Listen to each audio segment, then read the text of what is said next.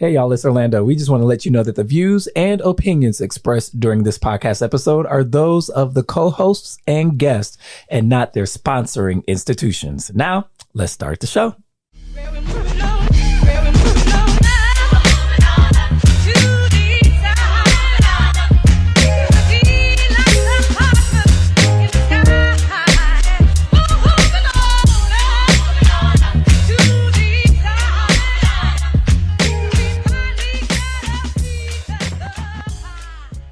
Hello, Detroit and the world. Welcome to another episode of Authentically Detroit, broadcasting live from the WDET studios, Detroit's NPR station. We are a content partner to bridgedetroit.com.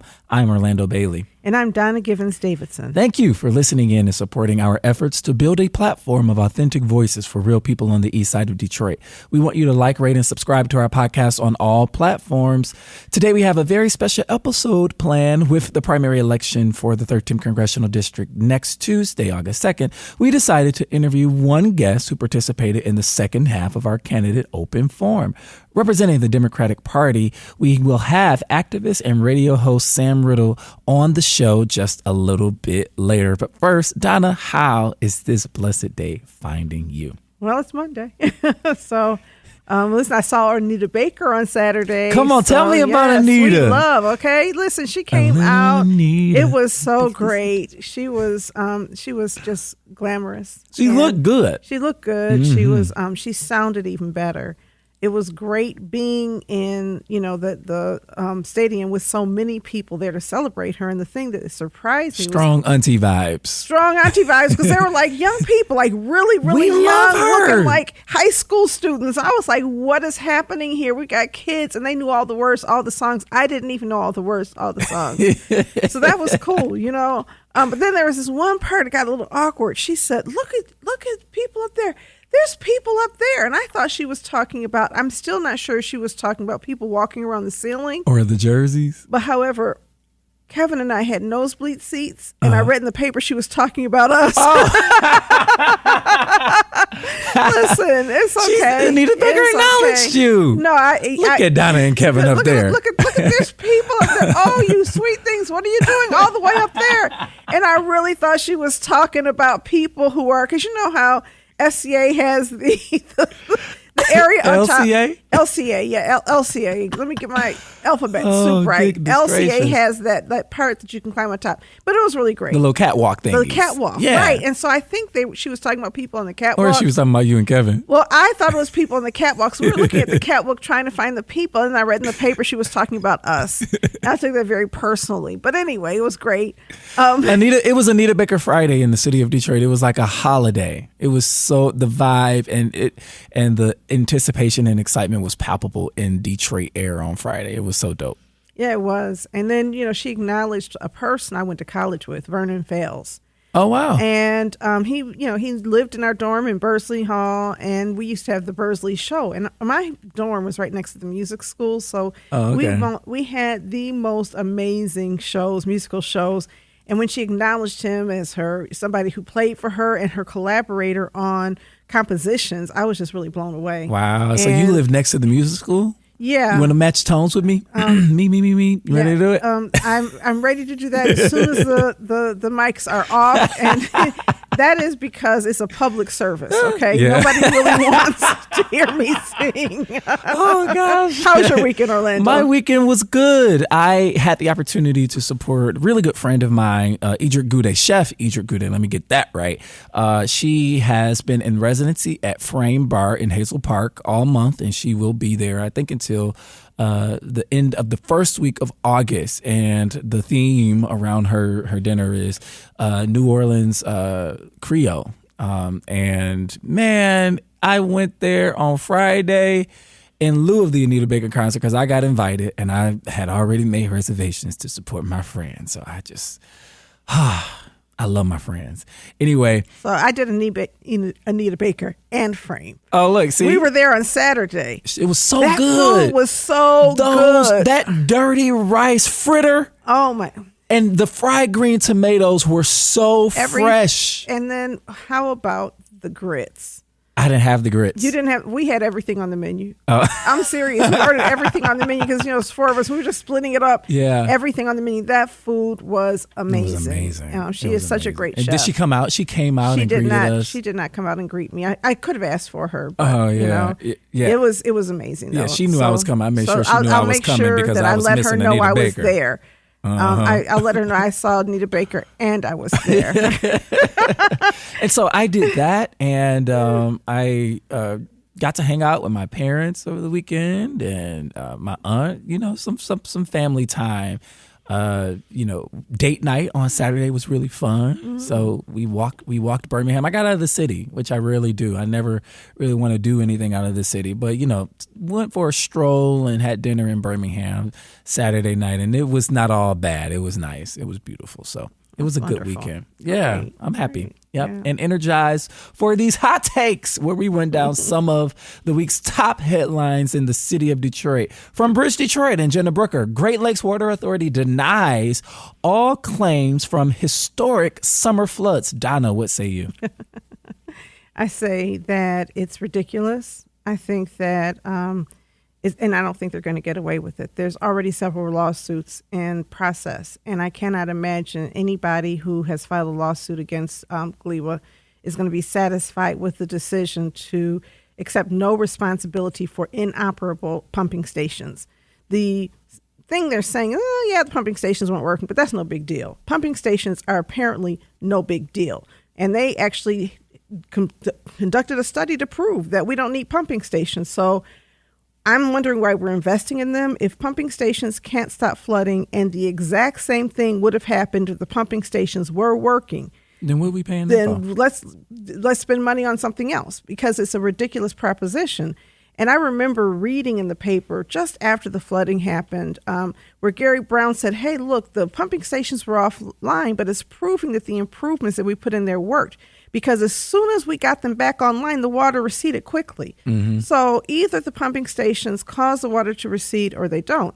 And in that story, the story today, there was mention of the fact that there was so much damage in some areas, and you could see what was happening caused the pressure backup caused by the pumping stations being inoperable. And I think that when you have your own audit and you're looking at yourself and you're evaluating, did I do something wrong? Mm-hmm. You may or may not find yourself to be at fault. Okay, that's when I always say that when the police investigate themselves, it's like, wait, what's going on? I want to remind everybody that the Great Lakes Water Authority was formed during the city's bankruptcy and now operates water and wastewater systems for 8 Southeast Michigan communities, including the city of Detroit. One of the things that is striking to me, even when this press release came out, I remember a Detroit where somebody would be cussing somebody out. Like, ain't nobody cussing about this. And I think that, like, what is going on? I'm sure there are people cussing about this. There's just so many folks in power. I'm talking about people we elected in power. You're talking about Coleman Young. You're talking about people saying yes. I mean, I think you're right. I think Joanne Watson would be cussing. I think Irma Henderson would be giving some strongly worded statements, even if she didn't curse. I don't know if that was her style. I'm not saying that Joan Watson cursed either, but I'm saying they would be angry. Yes. They would be speaking with angry and vociferous voices, and it would be nice to have somebody who represents our elected interests standing up and saying this is unacceptable. Yeah, the Great Lakes Water Authority received approximately 24,000 claims tied to the flooding last summer. Residents who filed those claims were expected to be notified by mail. But they were notified via press release if they didn't get the mail that they're not going to pay out any of those claims. Think about that number. That's 24,000 households. I think I read also that the city of Detroit, DWSD, received 25,000 complaints or something in that neighborhood. And so I think the city of Detroit is silent because if the GLEWA claims go through, I think the concern is their shared accountability. And so I'm not certain if there's not a desire for shared denial, but I think this is going to end up in court. And I think we're going to have to see whether the courts agree that the water authorities have no responsibility for having operational equipment, especially when it was not operational days before the heavy rainstorms happened. Nobody told anybody. I mean, this is why Sue McCormick is no longer in the news and working for that organization. Her head rolled. And If this had just happened to Detroit, like so many other things that are bad, that would be one thing. But the Grosse Pointe communities were equally impacted, and these are not people who are going to accept no for an answer. You got rich white folks, man. They already have. They've already paid for their basins to be fixed up, and they want a reimbursement. So I think this is not the end of it. I think this is also just positioning, and perhaps it's positioning because they understand the risk of admitting any kind of culpability in the midst of a lawsuit.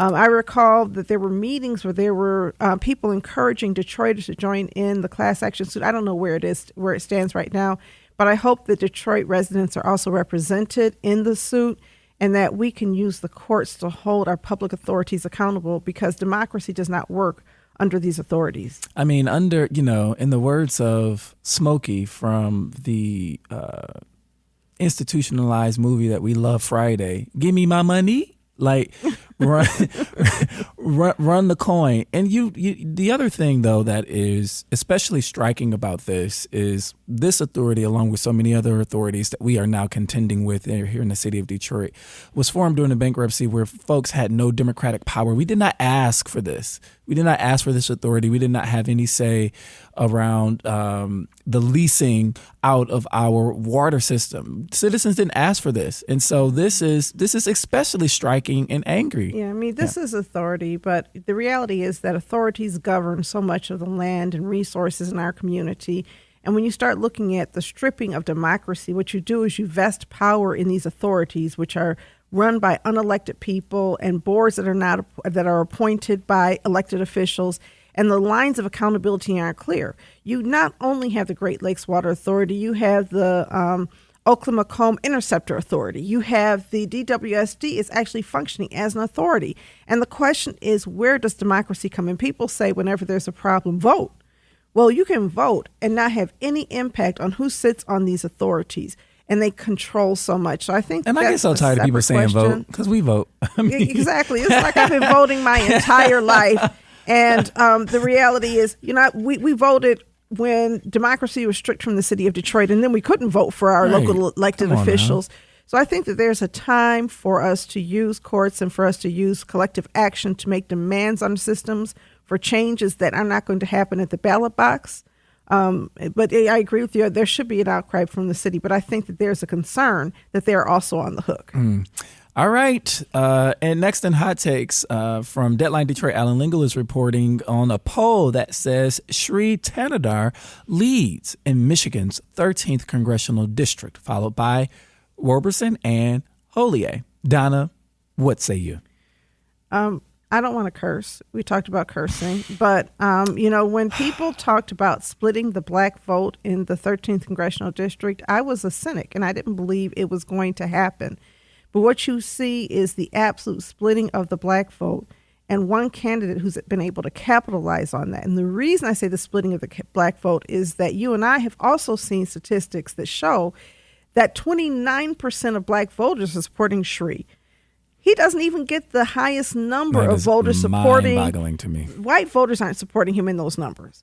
It's the black voters who are supporting Sri Thanadar. He has been somehow able to position himself to be the trusted candidate among about 1/3 of those people who are likely to vote. The rest of the vote is split. There's a 16% undecided community, and I hope that the undecided community is not going to go for Sri, because if you add 16%, say, to Portia Roberson, based on those poll results, she would be at 33. If you added it to Adam Ollier, he would be at 32, but it's still a squeaker. And it just reminds us that, why are you in this race when you have no possibility of running? There's some people who are just in the race because they want to, position themselves for something. Or influence a conversation. Mm-hmm. But when your vote tends to detract from, other candidates who have a viable pathway to leadership, the issue with Sri is not that he's not black, it's that he's not a Detroiter. He's not from our community. He doesn't really know or understand our community. From what I can see, what he's done is brought himself into a position of influence. And there may be some areas where he's very, very sympathetic to the issues that we face. But not having But I don't know. He won't talk to us. Well, you know what I'm saying? It's like, one of the here and this is what angers me just a little bit. And I do think that the press has a major role when we talk about the function of democracy, right? The press and the media has a major role. If you are running for elective office, sit down for an interview. Come talk to me and Donna, Sheree. Come talk to me and Donna, Janice Winfrey. Come talk to Donna and myself, Martell Bivings. Come and talk. Come and be questioned. Come and be interrogated about your policies and where you come from and what you want to do and what your vision is about representing swaths of Michigan, whole communities. And I don't know where he stands. He never talks. Well, I think that he talks to people. I think the question is, who is he talking to? Yeah. I think that he's not talking to the community that supports him at 29%. Or maybe he is talking to them, but maybe it's that he's not listening to them. And he's not allowing people from our community to, give feedback and help shape what he believes in. He did reach out to me about a year ago and on Facebook and say that, he wants to connect with me or something like that. But that never went anywhere because I was not interested in, I don't see that as my role. So what do you think? I mean, with these numbers, if we were to go to the polls tomorrow with these numbers, and if these numbers are accurate, right? Congressman Sri Tanadar? I mean, is that a real? Do we foresee that as a real possibility? And what are we doing to ensure that if he goes to DC, that he is representing us in the way that we need him to represent us? What's the plan? I don't think we have one because I think that, again, I don't know anybody who has any connections to him in the community at all. Now, I know that there are people who have campaigned for him, and I know he's paying street outreach people, but who paying for the mailers, who works for the him? commercials? Who is he listening to?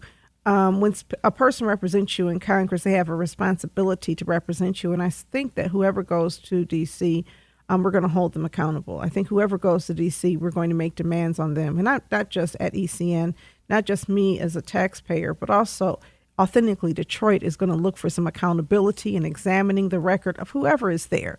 There's no blank check support. And so it's going to be important. I mean, is he going to be active with the Congressional Black Caucus? Is he going to be active with? So can we talk about? I got this question too. This is right. Rashida Tlaib is not a part of the Congressional Black Caucus, right? Because she is not black, right? Sri Tanadar in the Michigan legislature is a part of the state's Black Caucus. Mm-hmm. Sri Tanadar is not black, and so how are we even thinking about, some of those things? Rashida's like, no, the Congressional Black Caucus, I'm a Detroiter, I'm not black. Well, cool. I think that caucusing with people does not necessarily mean that you are of the same background as them. I think the willingness to caucus with people means that you're willing to make shared decisions, engage in shared joint action, and listen to each other. So I don't agree with this concept that you can't belong to the Congressional Black Caucus if you're not black. If you're representing a majority black community, then partnering with people and at least being in the same room with them is important. However, there are folks who would disagree with that. Well, there are people who would disagree, but I think that sometimes you at least want to be in the room and know how your black colleagues are thinking what's going on with them. Mm-hmm. That doesn't mean that you have to vote with them every single time, but that distance can be, difficult. Now, the thing about Sharita grew up in Detroit. She's an activist in Detroit. She knows a lot of black people. She does not have a learning curve. Yes. And the other thing about Rashida is that Rashida is a member of the squad. And the squad They were here this weekend. I know they were here this weekend. And so she has some ties to people who are acting on behalf of the black community. I don't see Sri independently being able to do that. I don't know if there's a Sri squad anywhere out there in the D.C. area that's going to work with him. So I think that him having that institutional connection to the Congressional Black Caucus is important in a way that it wasn't important for Rashida. So I'm going to be hopeful that we have representation in the city of Detroit that is reflective of the population, whatever that means, that understands the needs of that population. And be honest with you, we had a forum a couple weeks ago, and there's a whole lot of folks running. Well, but there are people who did show up who I'm not certain have an understanding of the needs and the priorities of this population. I think that if he had shown up, we'd understand where he stands in the context of this. We probably need to do a better job. I didn't even know I had to take him seriously. And this is my political naivete, or maybe it's just wishful thinking, that I didn't think that we were going to have to take seriously a candidate who has such little connection to the Detroit community. But if he's elected, we can't tell people how to vote.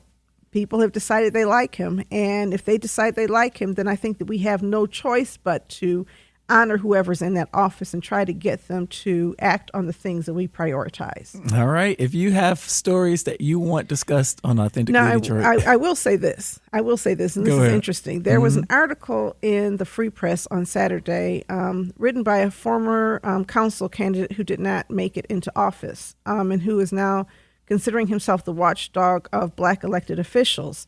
And this article was pointing out some of the lobbying ties that Adam Ollier has to mining interest in a part of Michigan that very few of us know anything about. I didn't even know this place existed in Michigan.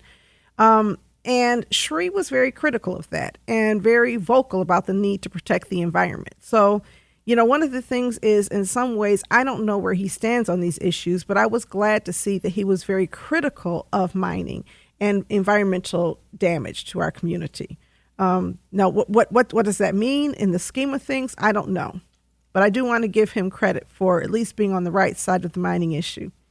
And hitting the streets. He in the streets. He's paying canvassers. He is able to send out mail, and he's on the radio. Quite a few Detroiters. He put $5 million. Somebody's getting paid. A lot of folks are getting paid well. And, it's a bad economy, so I'm happy for them. Yeah. All right. If you have stories that you want discussed on the podcast, you can hit us up on our socials at Authentically Detroit on Facebook, Instagram, and Twitter, or you can email us at authenticallydetroit@gmail.com. Hey, we'll be right back with Sam Riddle.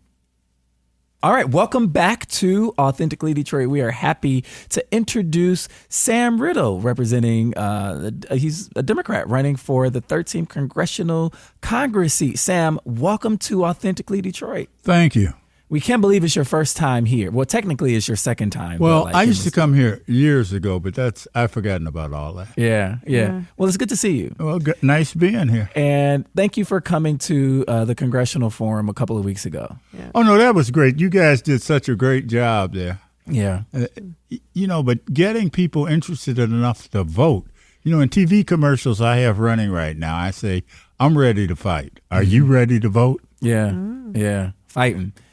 No. Are you ready to vote? Yeah. I'm ready to fight. Are you ready to vote? I mean, I think we're talking to hear ourselves speak sometimes, in particular in America's blackest and arguably poorest city, Detroit. Why do you think folks don't come out and vote the way that we want to see them vote?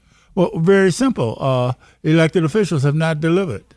Very simply, I believe the electorate is just tired of empty words and nothing being done that demonstrably changes their lives, their station in life. Yeah.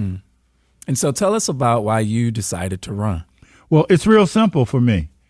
I worked with Congressman John Conyers, okay? It's not a theory with me. I worked with him, met directly, myself, Congressman Conyers, with then Attorney General Janet Reno to do the logistics for the Million Man March when she threw out Minister Leonard Farrakhan Mohammed, married to Minister Farrakhan's daughter, in terms of planning for that march that she cynically didn't think would come off, wouldn't be as large as it was. I worked with Congressman Conyers a number of years, even when he ran against Coleman Young. And to me, the field right now is more reflective of the ideological bent of Mayor Mike Duggan, white overseer of the Plantation Detroit, than the ideology of the forever, for me anyway, honored John Conyers, congressman, the real John Conyers, not someone with $1 million name and $3 worth of community service.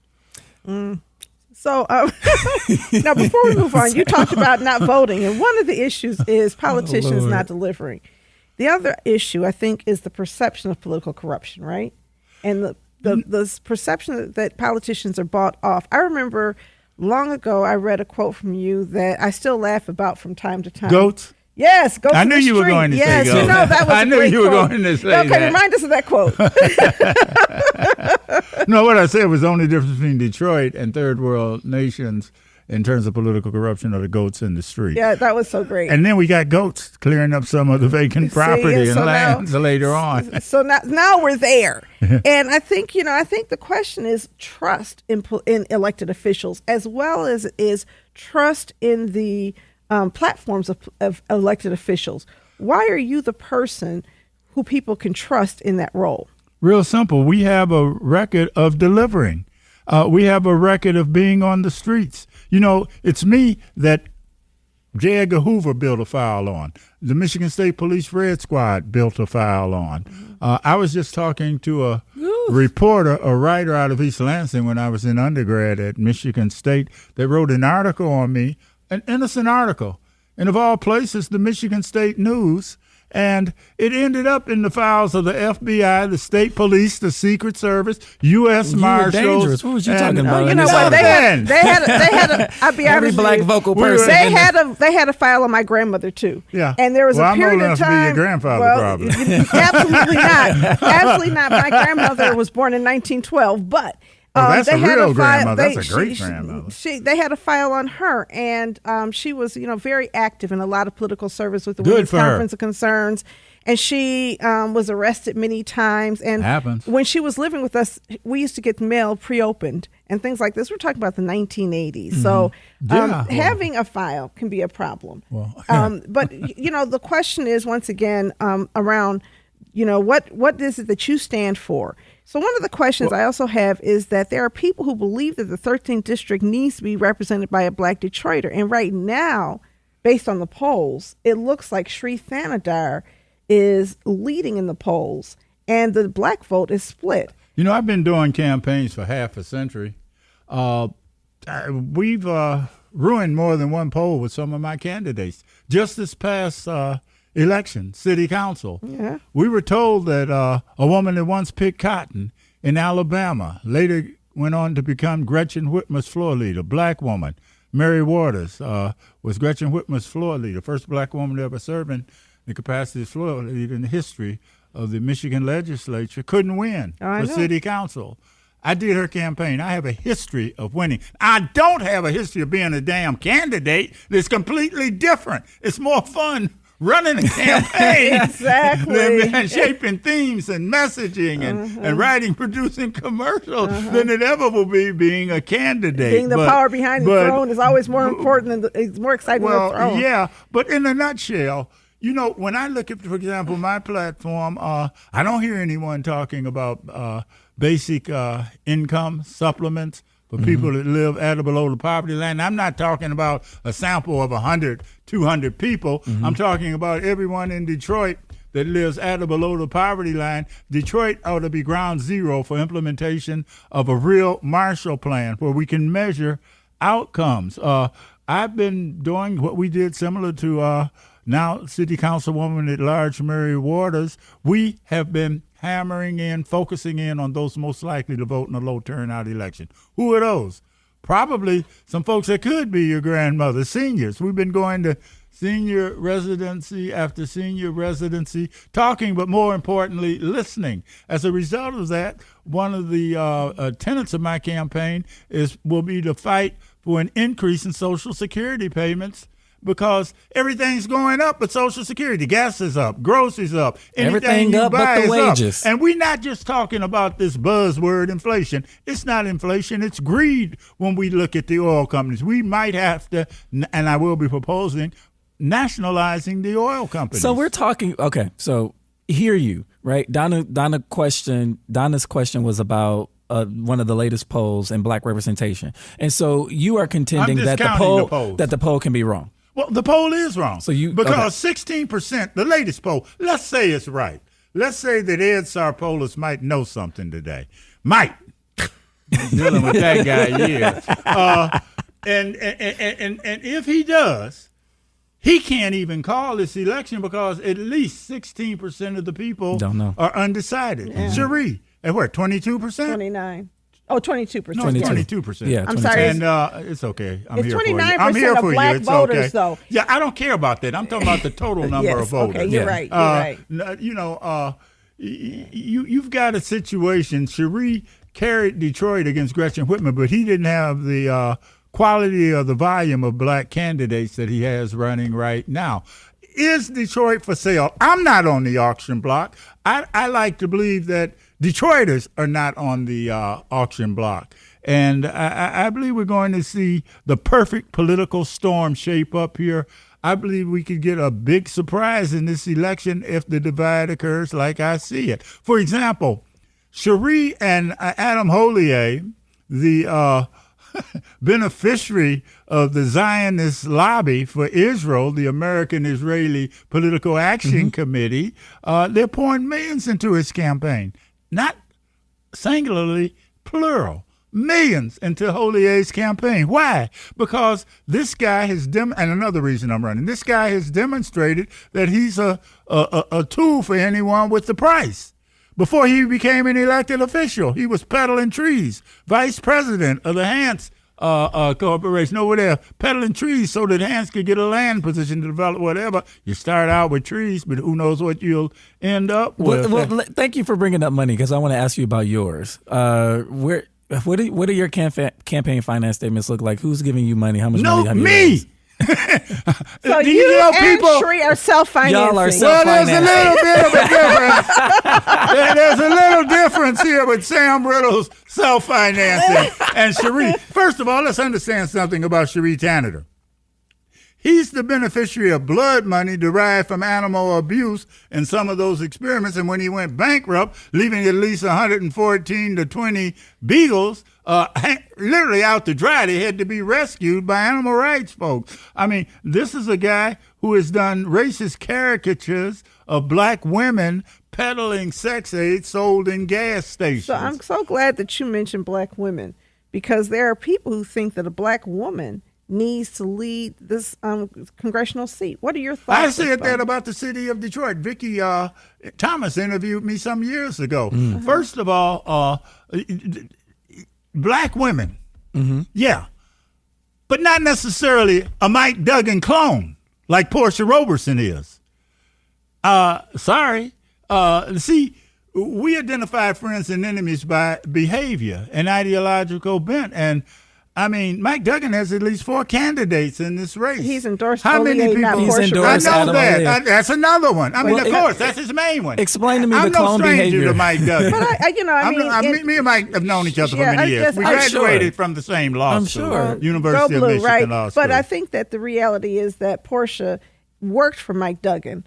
She also worked for Barack Obama. She also worked for, and she's now leading Focus Hope. So she is not a Mike Duggan creation. You can defend all you want. I know where she is. I'm just saying. Okay. I'm just Okay. trying to ask you a question. I'm asking you a Ask me. question.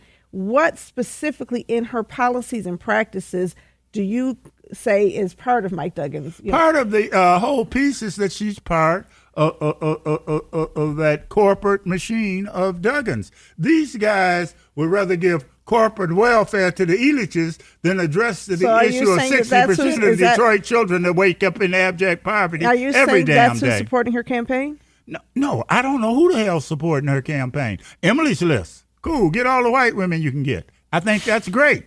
You know, that's who Emily's List is. Hell, it ain't majority black Detroit, I can tell you that. But there is a coalition of black women who supported her. Bourgeois. We have a severe class divide in Detroit, Say more in about black that. America. Say more about that. What do you mean by that? But by a severe class divide, I mean we have those who benefit from colonialist plantation politics in Detroit that are black but are not of majority black Detroit. The Detroit where an 11-month-old black baby girl, Kamaya Davis, could step into a hole in the floor and drown in a backed-up feces-laden basement, flooded. And the beauty of having a Mary Waters on this city council is she, working with Mike Duggan, got $203 million to serve as a safety net for real affordable houses So does that based make on Mary the a real Dugganite? income. No, It means who's controlling the damn dollars in Detroit. So how do you think that happened? Because that's a really good question. I've seen this this city council really do a good job leveraging its role. Leveraging its role for what? For who? Well, the $203 million in winning. Well, no, reallocate that's a good deal, and that was Councilwoman Waters, But even the supported by Caldwell, Callaway and Letitia. But that can only happen when you have a majority of people willing to back you up. You have to be able to win that vote. You know, there's no. I get that. and 5 so votes. saying, You got to be able to count exactly. to 5. And so what I'm saying is, it shows a redirection in some of our local policy now that we have this new city council. I was hopeful for it. You know, I was hopeful that a new city council would begin to. Have you ever watched Elitch or Dan Gilbert lobby? Do you know what that's like when they lobby that council? More often than not, I believe this is still a Detroit City Council that would rather grant corporate welfare to the Elitches and the Dan Gilberts than address the real issues What is the of real the issue? 60 poverty, You know, but systemic racism, a water but shut off. you know, the real issue. What is the real issue? The real issue for me is the existence of the Downtown Development Authority, which sucks up all of the new property tax money and goes in there. And we get upset about Dan Gilbert, agree with you. and we leave the Downtown Development Authority untouched. And so for But me, we need they're all to part have of the same team. But the thing is that we need to have a fight that says let's dismantle, restructure, reduce the power of the Downtown Development. You think you got 5 authorities. votes for that on this Detroit City Council? I'm Hell trying. no. Hell no. But you know what? I think well, maybe not, but nobody's talking about it. And I think until we start talking, we talk about everything. We Get talk elected about and you these can stuff. talk about it. Run for something. I'm not running for anything. I don't blame you. I want to ask you this I question. don't blame you. But I did share those perspectives with Mary and with Letitia and said, here's Share them with Mary Sheffield. Share them with James Tate. I do. Share them with Absolutely. Fred Doherty. Yeah, Fred Yeah, Doherty. absolutely. We'll share them I with know all it's of them violent. because the structures are there. So anyway, going back to your campaign. I want to ask you this question about your campaign. For you, what do you I didn't get to see? the money thing. We didn't get into it. We touched on Oh, it. well, you said you were let running me say, it. Okay, I go got ahead. criticized by some woman, I don't know if she writes for Deadline Detroit or what. She said that this piece of campaign literature, a mailer, was not mailed to her, but heaven forbid, tucked in her door handle, which means that Sam Riddle can't afford to do a mailing. Think about that. I didn't even have to file because I hadn't spent $5,000. I hadn't raised $5,000 by the previous You just went to All Pro deadline. Color and got those done? And no, these didn't cost that much. That's what I'm saying. These didn't cost $5,000. I can tell you that. Oh no, we print those all the time. And the point I'm making is that she wasted time on me and never went in on where Adam Hollier was getting his money, how Cherie was spending blood money from animal abuse. None of that. Sam can't afford the mail. For Deadline Detroit, there is a British Detroit that's reporting on all the campaign finances of these different but candidates. They were acting like I had violated something when I didn't have to file. Right. That's my point. I get it. And not spending money on those that would buy an election. That's why I call for federal financing of these congressional races. No one should be allowed to simply walk in and buy I a happen congressional to seat. agree with you We on agree that. on I that. want to ask you, from your vantage point and perspective, what are the top needs you see in the 13th Congressional District? And if you are elected, how do you plan to address those Well, needs? first of all, you have to understand how the Congress works, and it is a seniority-based system. That was the beauty of John Conyers. So you got to be there a long time. Well, you got to be there and know how to work it. You can't just give away your vote. Okay. Your vote, you have to value your vote and your constituency. Otherwise, you're going to become victims of the lobbyists in Washington, D.C., who really run the U.S. Congress, the House and the Senate. The lobbyists control Congress, not the democratic process. And whether it's Republicans or Democrats, the lobbyists win all the time. Yeah. But for me, the number one issue is the poverty. I'm a senior fellow with the Pulse Institute here in Detroit. And no more appropriate place for this think tank, the Pulse Institute, to be located than here. I'm a veteran. I'm a Vietnam War era veteran.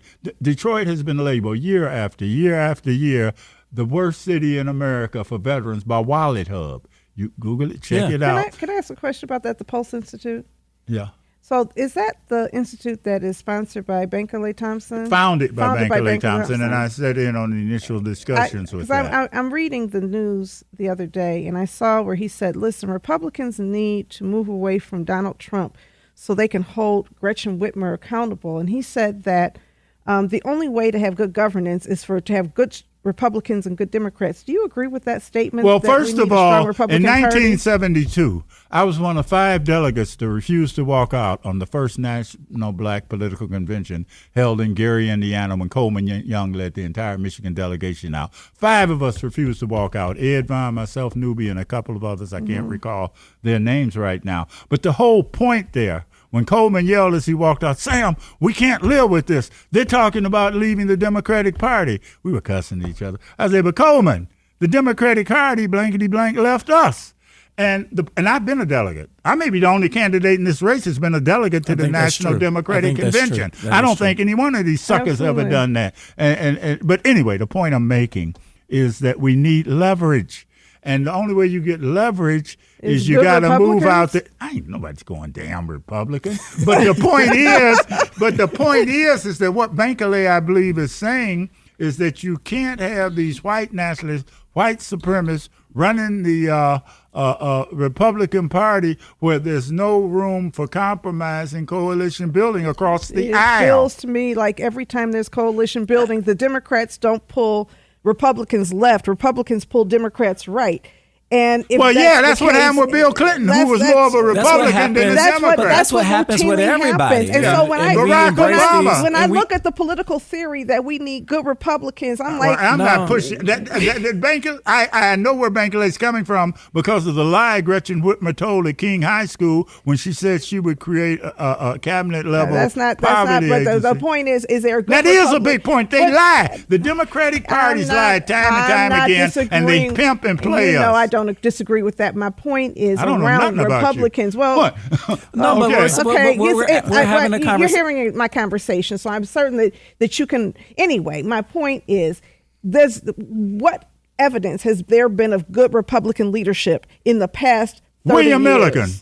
30 years. Well, hell, I can't name one. Exactly. Can you give me an example of good other than Barack Obama? And even then, that got a little shaky sometimes. A Democratic leadership. I think that, I'm not going to defend Democratic leadership. Well, there we are. What I'm going to say is that I don't think that the solution is good Republicans. I think we may be talking about a third party. I'm not going to waste a nickel more of time on good Republicans. All right. So tell me. I'm not going down that road. I'm with you. We can hold hands and tiptoe through the tulips. Okay. Top issues in the 13th district that you plan to poverty is the number one issue. Number one issue. It was poverty, a pre-existing condition of poverty, pre-existing condition of inadequate housing, medical care, and the systemic racism of water shutoffs that made Detroit a killing field for COVID-19. Those pre-existing conditions, we still don't know how many of our elders died. I remember when they were piling bodies in cyanide, dumping them in chairs on the floor. We don't know how many died as a result of the misleadership of Gretchen Whitmer when she placed all of those elders known to have been contracted COVID in the most vulnerable places, nursing homes. How stupid and inhumane was that? It's a stain for sure. Where would you put them? I wouldn't put them there. Hell, you could put them in a field with tents, and they'd have survived better than they would have. The people in the nursing homes better than that. You could have made a damn tent city, constructed housing like we did in the military. The military could have rolled in. Didn't she open up the what is it? Huntington Place, whatever it was, TCF Center, to have a field hospital for people. Well, yeah. Theoretically, by then, how many were already dead? Well, or dying? I'm not saying that. I'm saying I'm wondering whether you think she should have done more of that because. Well, she should have done a lot more than that. It was misleadership at the highest level. At the same time, to say, well, she was stressed. There was, people were dying all over the place. Damn betcha, and they didn't count the deaths properly. So poverty as a pre-existing condition. What else? Poverty, the systemic racism of the water shutoffs. Water is a human right. Should water be free? Should water be free? Water should be free for those that can't afford it, that don't have any income. Yeah, yeah. And I think that and with me, race matters all the damn time. I don't talk about people of color. I talk about black people, people of Africa. I mean, if you're doing work in Detroit and you're not doing it through a race-based lens, you're doing it wrong. Yeah. You're So, doing there the work wrong. But there are a lot of people, if you listen to them running for this congressional seat, that are afraid to say the word black. Well, yeah, not us here, and certainly we say it. Well, no, I'm glad you do. So now you know that we say that here, and we absolutely agree that being black is a very specific racial identity, and you cannot just conflate blackness with everything. It also denotes a condition. It does. And then go back to the class divide again. The beneficiaries, the firemen and firewomen, whose sole task is to keep the natives in order, in line, so that we don't get Claremont and 12th Street again. Oops, can't call it 12th, better call it Rosa Parks, whatever. I mean, the congregation is there now, Sam. It's a congregation. You can hang out and listen to house music. You can listen to house music. Yeah, I know. I was in the military then. I went into the military in 1965 from Fort Wayne. A lot of people don't even know Fort Wayne was a real military base. But the class divide is so severe here.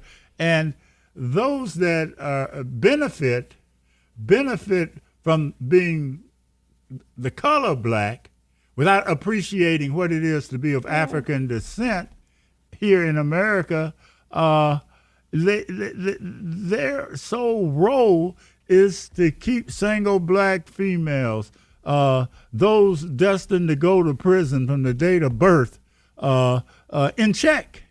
And they do an admirable job, and then they become black leaders. You know, for example, Garland Gilchrist got elevated to lieutenant governor for losing to Janice Winfrey. You lose, you get rewarded. Why? Because they looked at him and they said he looked smart, walked smart, sounds smart, and he's on our team. Smart. Garland is not I don't think he's a dummy. I'm just saying. Yeah. So let me. I mean, let me ask you this question. Go ahead. The class divide is not new. You know, that's a whole show. Thank you for naming it. I just want to say it's not new. It's been around here in Detroit. I'm reading history books and I teach a class. And you look in the 19th century, the exact same class divide in Detroit existed that exists now. And the question is, what does Malcolm talk about when he talks about the house and the field? Yes, exactly. And so the question is, what can we do about that class divide in the 21st century, knowing that it goes all the way back to before the plantation? What do you do about the name it first? You start by naming it. Acknowledging its that it exists because it's quiet. I understand. It's very quiet. But even when we speak up against, I'm just asking seriously from a congressional leadership standpoint, what is the approach to dealing with it? Because for me, again, I think dismantling structures of inequality helps, right? I think black capitalism is not the solution. I think that the idea that we can, give reparations by, resurfacing I-375 is an insult to our ancestors. That is blasphemous to talk about that. It is. But so I get that, and I think we're all on the same page. I've heard you talk about universal basic income is one of these strategies we can use. That's just one of them. But how about literacy? How about empowering the disempowered by teaching them to read? Right now, the children are running too many of the households in Detroit. The streets have adopted children by the barrel load in Detroit right now. And what I'm saying is, you talk about the violence, the criminality, and the police say we want ShotSpotter, waste millions on ShotSpotter. Didn't work in Chicago, violates the Fourth Amendment. And we have no evidence that it works here. It doesn't work anywhere. But the point I'm making is that when we talk about the class divide, we've got to move beyond that whole let's have a conversation about it. I'm tired of damn conversation. Exactly. So what we do need do some about action. Just the other day, I had to remind, I'm the political director of Michigan National Action Network, founded by the good Reverend Al Sharpton. I watched him go from a pudgy guy wearing stained sweatsuits Don't do it. to a highly tailored suit wearing slim guy. And we're buddies. We've known each other forever, for over 30 years now. First confrontation in New York and by the Apollo Theater. My client was Jerry Brown on the opposition Bill Clinton. Matter of fact, I was a delegate to that Democratic convention in Madison Square Garden. I got elected in and represented zip code 90210, Beverly Hills, Hollywood, all that. But I mean, I've owned homes out that way when I worked in the oil and gas industry. I'm no stranger to having a real job, earning a real income, and have no apologies for knowing what it is to be able to set management by objectives and make money. Yeah, but I wish I was making it now, running for this office. And I'm hopscotching around though what you were just talking about, because it's a good subject. The class divide. This campaign, in many ways, is a manifestation of the political, socioeconomic class divide in Black America.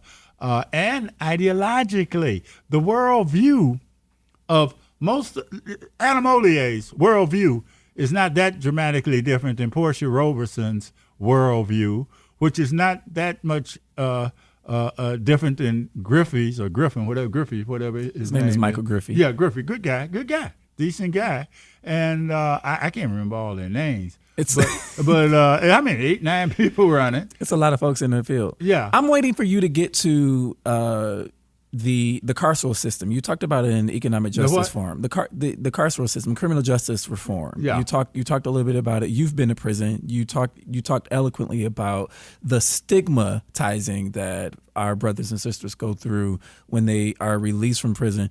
How are you thinking about that from a congressional perspective, recognizing, based off what you said, that the illiteracy rate, the school to prison pipeline, poverty, abject poverty, the criminalization of our young people?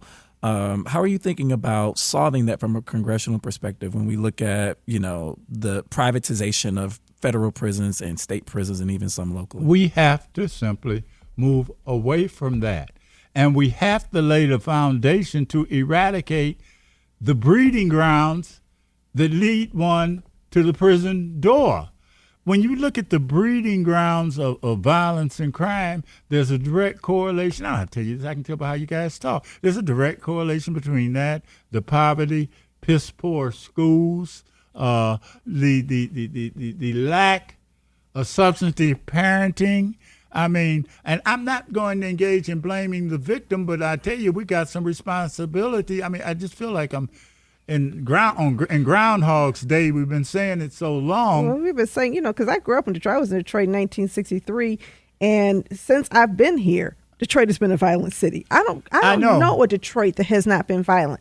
And I think, but I think with the challenge with mass incarceration, which happened, in all of our lifetimes. The challenge Joe of mass Biden played no incarceration, small role absolutely, in that. he did not. He was the chairman of the House Judiciary Committee, and he helped write the bill, and a whole lot of people supported it. He also opened the gate to Clarence Thomas, ignoring Anita Hill, and a lot of black folks. We're all on the same page here.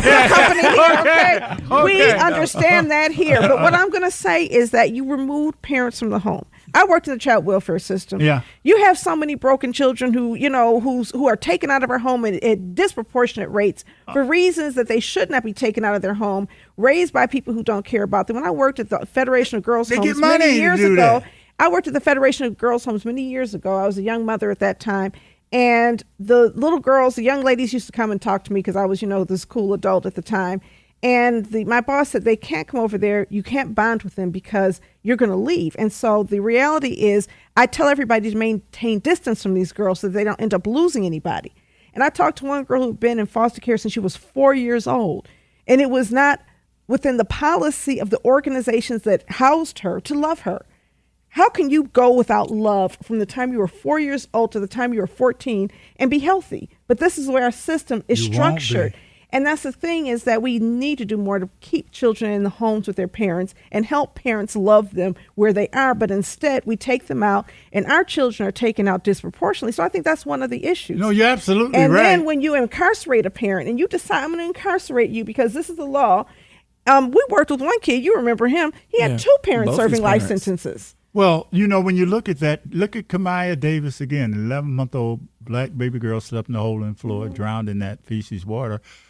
Poverty was criminalized when Worthy went after her mother, and the mother gets incarcerated, I believe. Exactly. She lives in another state now, but the grandmother is still here in Detroit. And the point I'm making is it's just like we're trained not to show love now to our children, and that's awful. It's part of the dehumanization in terms of how systemically we are taught to even self-hate, because everything that we get teaches us that we are not human, we are not worthy, and then that's reinforced often, sadly, by the parents or foster parents. Right. And you know, the parents need therapy, right? If you're in this situation and you were raised in foster care and not loved, now you have kids, you need an intervention. And somehow the intervention needs to be at the policy-making level. The ones that need therapy are some of the people that make policy. But once we harm people, once you do harm, you've got to do something. I don't know how it's going to happen. All I know is that we need to do.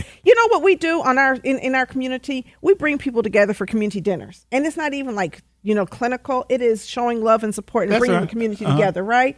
You have people who are hurting, and just sometimes it's the showing of love. I'm not talking about a clinical intervention as much as a showing of love. You cannot have that's heavy people, what you're saying. You're right. You cannot have people who are harmed by our system in that way, but we have a whole community of hurting people. And our response to the hurting people, when I was younger in high school, I knew people who committed crimes, right? People did things.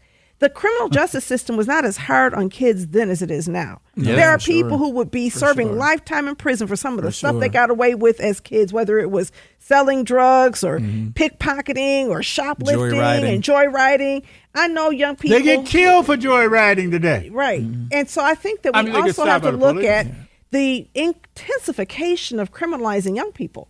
We treat them as if we're throwing them away. There's an episode and on this I've with young known folks so many young people, not so many, but I've known young people. I was a youth group teacher, and this young man did some vandalism crime, and they had him in Children's Village in Oakland County for 6 months. And when he came out, he did not come out the young man who went in. And it happens over and over and over again. Yeah, because when they get locked up, they learn some things that you would never think anyone could learn, and it isn't about being a productive citizen. There's no rehabilitation. When I first came out of law school, I had the dubious distinction in Genesee County of trying all the cases under the new then mental health code. And one of the things that I noticed right away was when you talk about interventions and therapy and counseling and all that, the first thing they do is shoot everyone up with drugs that turn them into zombies, and there's no hope for therapy and whatnot. And that continues today. That was in the 70s. It's possibly worse today. We had a conversation with our youth about that, about the way that conduct behaviors, and you get in trouble in school, and all of a sudden the parents are encouraged to put these kids on drugs. And we had a young person talk about how those drugs were impacting them. And then you graduate from the drugs you have to take because your teacher wants you to take them and convince your parents, and you end up on street drugs in a lot of instances. Those are the gateway drugs. Yeah. But what does all this have to do with running for Congress? It's about a world view. Right. It's about who are the individuals running. Who are they from the inside out? All of us have pretty decent resumes, stumbled through college, grad school, law school, all that. And we know how to speak. We know how to have the conversation, no matter what the subject matter is. But how many have the heart to fight for majority black Detroit, and even in Grosse Pointe fight for an infrastructure that tells Great Lake Water Authority to go to hell? You going to compensate people for flooded basements, or you're not going to get another penny, or you're not going to get another penny in federal aid. Was I listening to what? We were just talking about that. I didn't. No, I was joking. It wasn't really on the radio yet. We have to wrap it up. Number one, we want to thank you for coming on. I'm not sure what happened here. What we hope is that, on August 2nd, we will be having a live watch party where we will be broadcasting live over at Eastside Community Network, where we held the forum, and we hope you'll stop by. Okay, maybe I will. But breast cancer treatment, black women die 40% more than white women from breast cancer. Absolutely. That's another tenet of the campaign, making sure we get dollars in to help prevent and treat breast cancer. We die too much. We do. And we need to close the healthcare gap, and that's something that we are committed to. So the last thing I'm going to say is that our current 13th Congressional District candidate got us $1.8 million for our health hub. That's great. Hub. And we're hoping that if and when become the congressional representative for the 13th Congressional District, you will be an continue to appropriator. fund this work because But it's we have important to, because with- you communicate. When I walked in here, I said, you guys are doing a great job of communicating. One of the big deficits we have in Black America is the inability to control our own voice and to communicate. But I appreciate it. It was great, and thank you. Yeah. Yes, thank you. Thank you. You know, you said you don't know.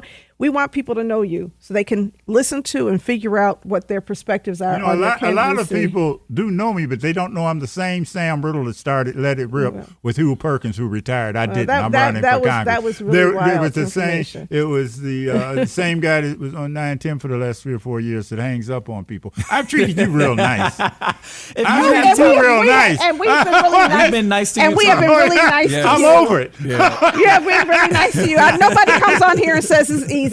We don't try to be No, easy. it's cool. No, you're not. I would be very disappointed if you did. Thank you. Oh man, if you have topics that you want discussed on the podcast, hit us up on our socials at Authentically Detroit on Facebook, Instagram, and Twitter, or email us at authenticallydetroit@gmail.com. It's time for shout outs. Sam, Donna, you guys have shout outs. Anybody you want to shout out? I do. I want to shout out Gary Anderson and the Plowshares Theater for the Hastings Street play. I was supposed to go yesterday, but I think I went out too much and I was having knee issues, so I just stayed home. I'll be there next weekend. I want to shout out Idra Goudet for the meal that she cooked at Frame. We talked about that a little earlier. And then I also want to shout out Anita Baker because she did her thing in Detroit on Saturday. My girl. Right. I want to shout out Gary Brown, the water czar in Detroit. Keep the damn water on, Gary. That's it. Thank you for listening so much. We'll see you next time. We want you to catch the wave. I'm sorry. Okay.